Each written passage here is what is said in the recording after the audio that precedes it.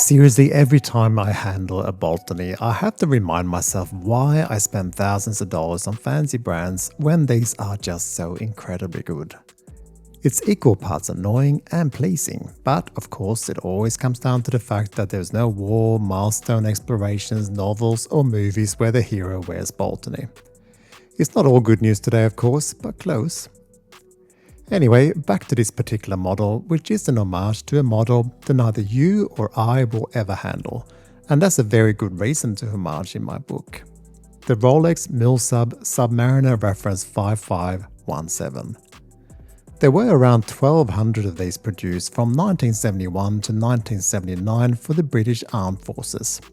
An authentic model has sold from anywhere between $220,000 to about $270,000. So for a normal collector or watch fan, they are sums that we would probably rather spend on a number of other things. What I also like is this bezel design, which has been in use by both Tudor and Rolex in their more attractive Submariner past. And when you compare this to, for instance, the Tudor Black Bay that I reviewed last week, there is no question in my book that from a fit-for-purpose dive watch perspective, this is a bezel that's easier and quicker to handle both in and out of the water. You can obtain this Baltany on both leather and steel, but I put it on a rubber strap for today's review, which I think is the best fit. I hope you'll join me for a closer look at my most recent purchase.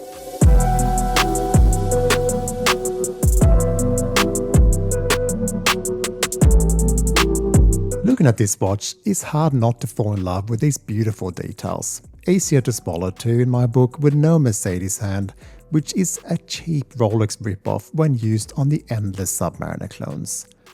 And I hope you'll view the rest of this video despite me giving away the price right now, which is an unbelievable $149 US, which, tariffs or not, most of us can afford.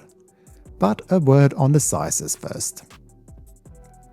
This is actually slightly smaller than the original at 39mm diameter, but the bezel is 40. Lug to lug is 47.2mm and 20mm wide lugs. Thickness is 13.5mm, again slightly thinner. On this light strap is 92 gram and we get a 200m water resistance and 2-year warranty thrown in for good measure. A rather unusual and eye-catching bit of print on the dial is the T within a circle. This is a key detail from the original and means that the luminous material was tritium, which of course glows without needing to be charged up by light, but it's also quite faint in all but pitch black and tends to fade over 10 years and in time completely. That was probably not an enormous concern at the time, and it was also far safer than the radium used previously, which was bad news all around.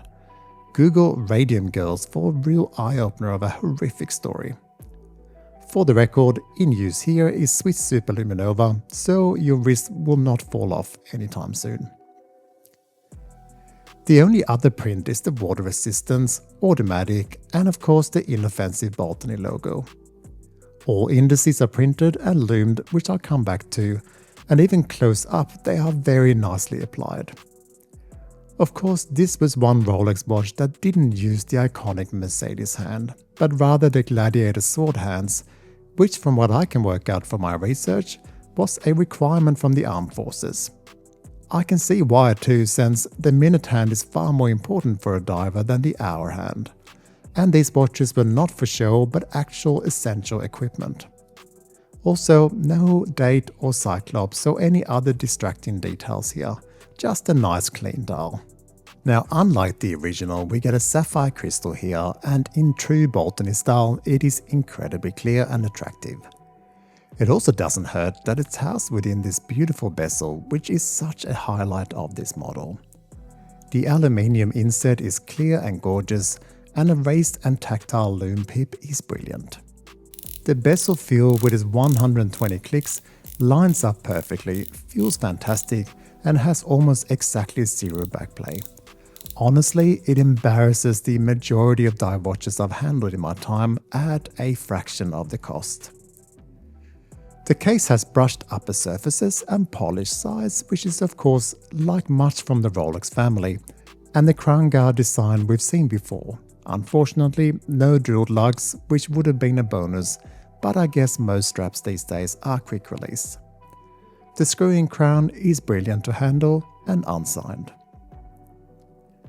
Like most Baltany watches, the back of the case is a blank canvas.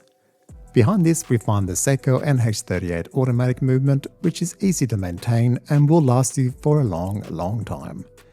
This is however gaining more than 2 minutes per day for me, which is a tad annoying since it'll need to get regulated, so that's one obvious area for improvement I'd say.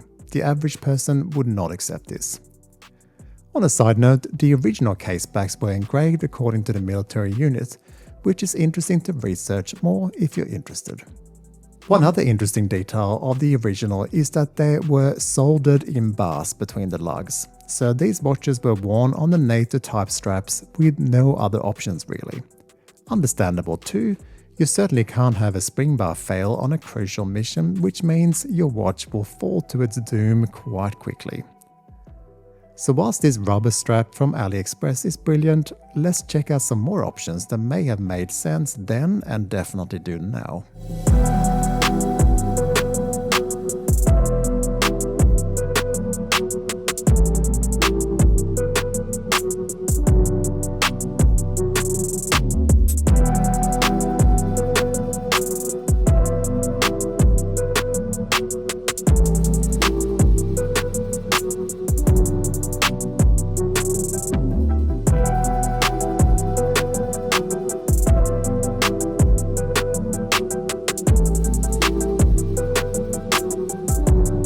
The Lume, as per all Baltany watches, is excellent, although this old radium style is not particularly long-lasting.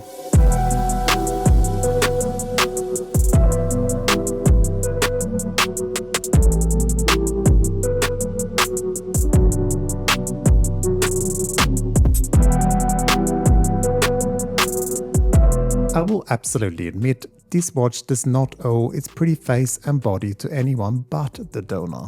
But the way it's executed and the fact that we can obtain in some shape or form a tasteful and extremely well made homage at a price that's so attainable is a real bonus, despite my slightly dodgy movement. Would I love to get an older Tudor Snowflake or even the original watch that this is based on? I'm not sure that I would, since I think those watches should belong to the families of the men that wore them. So I'm quite happy with wearing this one on occasion and knowing that it's got a robust Seiko movement and a body that's so solid. It makes me feel I can wear it casually without worrying too much about marks and bumps. So what do you think about today's watch? Let me know in the comments. Thank you very much for watching and I'll catch you next time.